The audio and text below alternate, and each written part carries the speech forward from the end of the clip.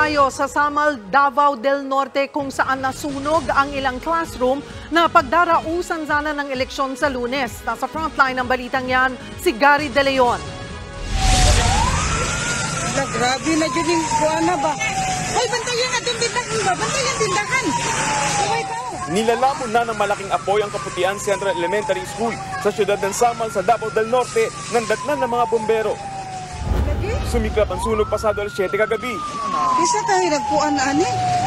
Inabot na higit isang oras ang pagkapula sa sunog. 3 classroom ang natupo. Base sa investigasyon, electrical short circuit umano ang sanhi ng sunog. May mga saksak na hindi na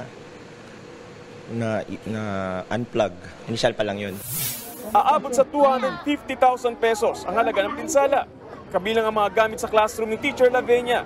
Yung 3 TV po namin kasi 3 classrooms, then laptop, printers, mga bond papers, tapos mga inks, yung mga materials po namin, modules and books po. Yun po yung mga nawala talaga. Especially po yung mga forms ng mga bata. Hindi naman iniugnay ng mga otoridad ang sunog sa darating na eleksyon. Kabilang ang Kaputian Central Elementary School sa mga paaralang pagdarausan ng barangay at SK elections. Sa kabila ng insidente, tiniyak ng pamunuan ng paaralan na tuloy ang botohan sa Lunes.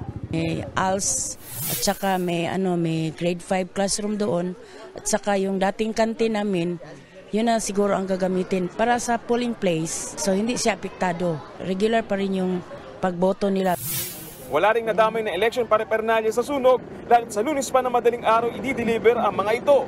Yun nga lang, hahanapan muna ng ibang pagdarausan ng klase ang mga gumagamit sa mga nasunog na classroom. Nagbabalita mula sa Frontline, Gary De Leon, News 5. Mga kapatid, Cheryl Cosim po. Iba na ang may alam at may pakialam sa panahon ngayon.